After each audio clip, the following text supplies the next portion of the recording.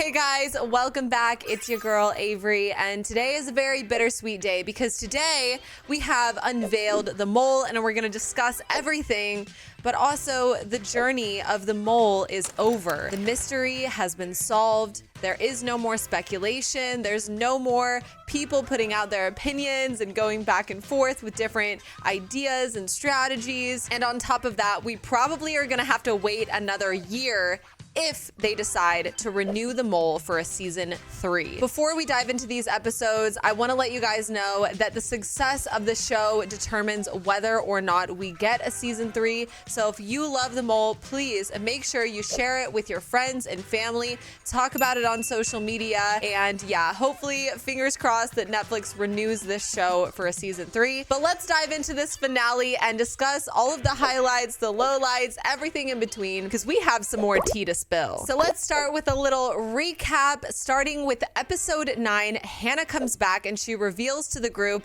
that she is indeed returning with $20,000. Now, I absolutely love that Hannah did this. I feel like her story arc has been really great. You know, she was super suspicious and also just a very, very strategic player, a little bit manipulative, but kind of a badass. And then she starts contributing to the pot and she's really, you know, earning money for the group, which, I mean, if somebody doesn't start earning money, they're not going to have any money to take home as a winner. So I'm glad that they're taking this more seriously. So Hannah comes back with the money and we enter directly into the next elimination. And you guys know Ryan was my #1 suspect because she had the most similar story to Cassie on my season. And Ryan goes home. Like, literally, guys, my jaw was on the floor. I was so duped by Ryan, and honestly, well played, girl. Well played, because if I were on your season, I would have been splitting the answers between you, Sean, and Michael.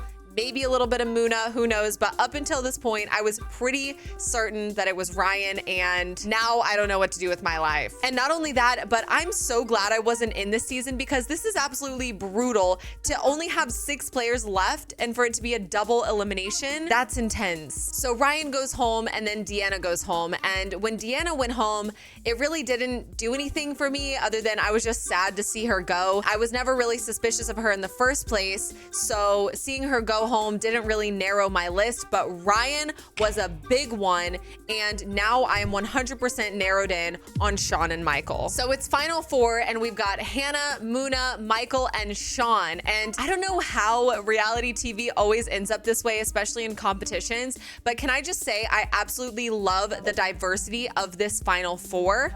Not only are these characters so dynamic in their play style, but also their backgrounds, their careers, everything about them is so unique and different, and it's really cool seeing these people interact with each other knowing that one person is lying. And in fact, one of these players makes a comment in the car like, one of us 4 is the mole. And I remember these moments because when I was final 4, I was like, I had a really, really, really good likelihood of guessing the mole and only a 25% chance of going home. So I was very, very happy with the odds of that.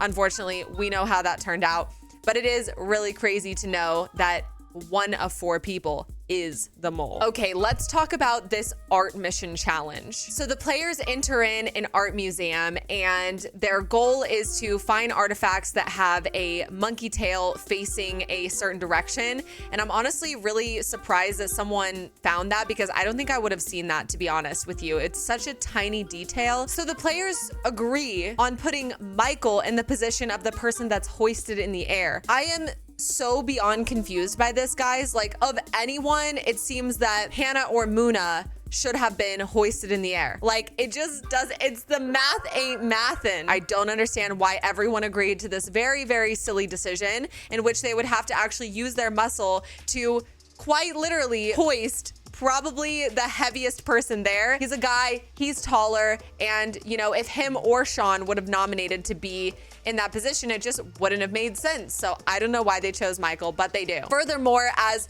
Michael is hoisted above these artifacts, his feet are dangling straight out and he's like kicking the artifacts with his feet. I don't understand why he couldn't have bent his knees to move them out of the way, but At this point, I think everyone's trying to look a little bit suspicious. So I'm looking at this from all angles. Muna is pulling Michael in the wrong direction, and Sean is pulling against Hannah and Muna, and then Michael is dangling, like literally kicking the artifacts. So in this scenario, the only person I'm not suspicious of is Hannah. So they drop 3 of the artifacts, surprise, surprise, but they do end up winning $24,000, which I was actually surprised that they ended up getting that much money. And we enter into the next elimination, in which, my twin Hannah goes home. I am so sad about this elimination because I was hoping that Hannah would live out the dream that I never got to live out and make it into the final 3. But you know, as I was watching this season, I really saw so many parallels between Hannah and myself, which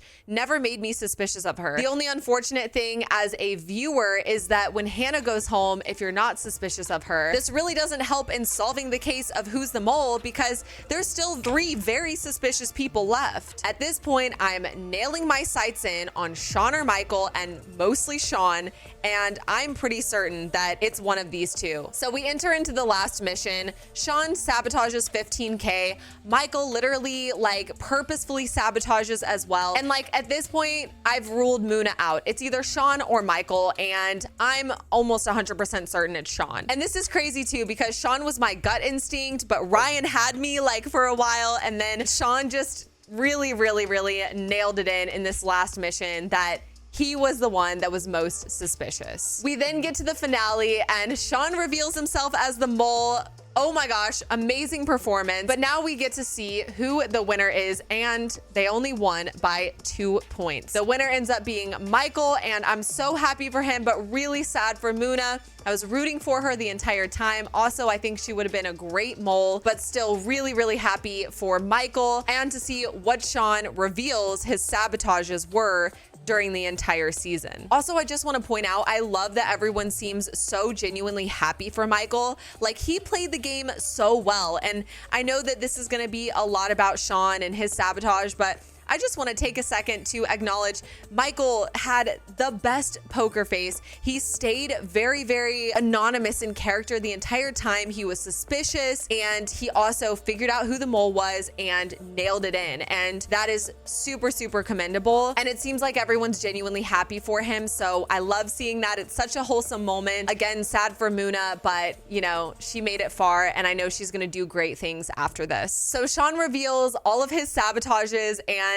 it's pretty funny to watch. Honestly, if you guys haven't seen the ending of episode 10, please go watch it, because looking at all of the sabotages, on point, and it's very easy to see now. So Netflix has not officially released all of the hidden clues, but I did a little bit of deep diving, and I also want to give a shout out to one of my viewers who pointed out some of the potential hidden clues, which I actually noticed after I read this comment. Sean is from Vegas, and the fact that there was a poker chip in one of the rooms might have been alluding to the fact that he's from Vegas. However, Deanna is also from Vegas, and Melissa is a professional poker player. So I think that production did a really good job of hiding the identity of the mole by giving multiple options of who this person could possibly be, even within the hidden clues. Susan Whitson 655 also pointed out that Ari said, keep them close at hand, which could be a Vegas meaning, you know, when you keep your cards close to your chest or close at hand. That could be a hidden meaning for the fact that Sean is from Vegas. She also pointed out that in his bio, it said that he loves 80s songs, and on the treasure map, it said under pressure.